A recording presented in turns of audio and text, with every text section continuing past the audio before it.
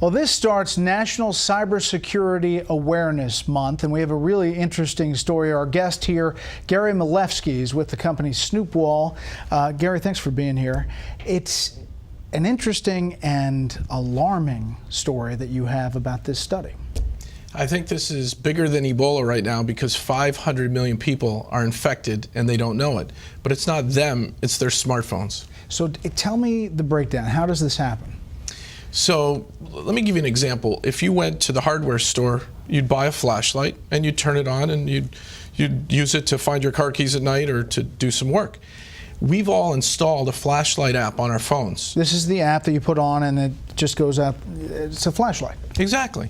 And instead of being a normal flashlight, when you hit the on button, this flashlight app is kind of like a real flashlight from the hardware store, except it was made by Mr. Gadget. And it opens up and it says, Brett, can I have your name, address, credit cards, bank account information, family photos, videos, where you're located right now, and all your friends and contacts, and can I send that out over this little satellite dish attached to the flashlight?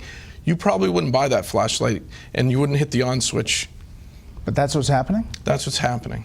The top 10 flashlight apps today that you can download from the Google Play Store are all malware. They're malicious, they're spying, they're snooping, and they're stealing.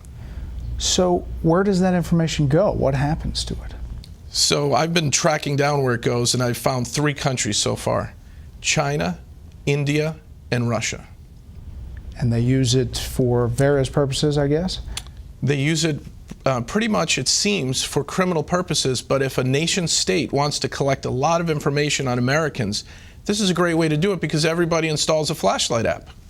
So what do you tell people? Don't install flashlight apps, period?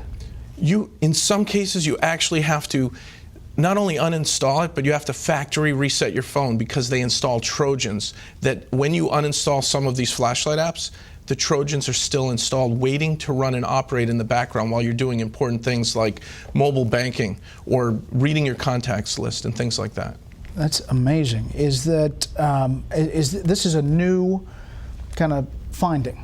It's a new finding. So at Snoopwall, I had my team do a vulnerability assessment of the top 10 flashlight apps, and we created a threat report, which we put on our website, that shows that because this is the most downloaded app, I was always wondering why things were happening in an odd way on my phone, where my GPS was being activated and my contact list. So I had my team look into it, and we discovered this. This is brand new information. Top 10 flashlight apps, 500 million downloads, all acting in a very malicious way. So if you're telling somebody now, what would you tell them to do?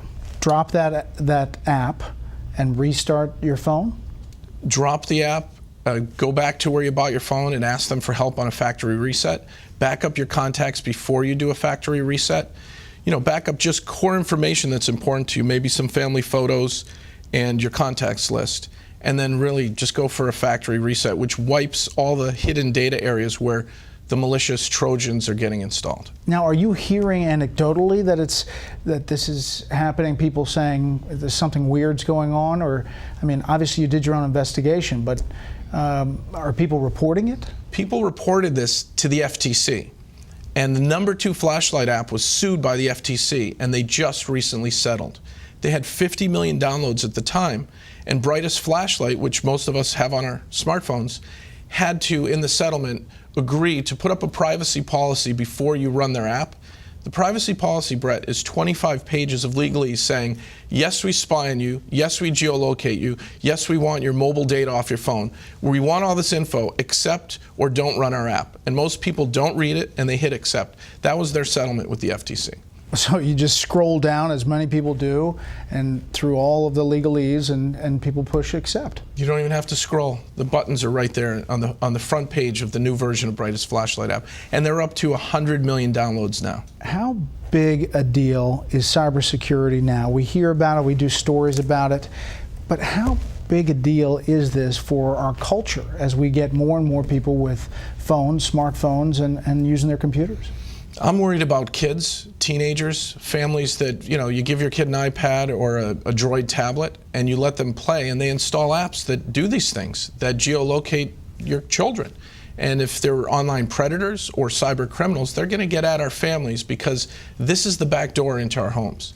and even into our businesses because we've installed malware and not known about it. So you would recommend going to the hardware store and getting the flashlight instead of actually getting the app? Get a real flashlight, or look for a flashlight app that's under 100 kilobytes, because the ones that spy on you, it tells you their file size, they're 1.2 megabytes to 5 megabytes. Those are big files to just turn the light on and off. So if you find a really, really tiny flashlight app, a privacy flashlight, you'll be safe. Wow, that is unbelievable news, and thank you for coming in. Again, the website?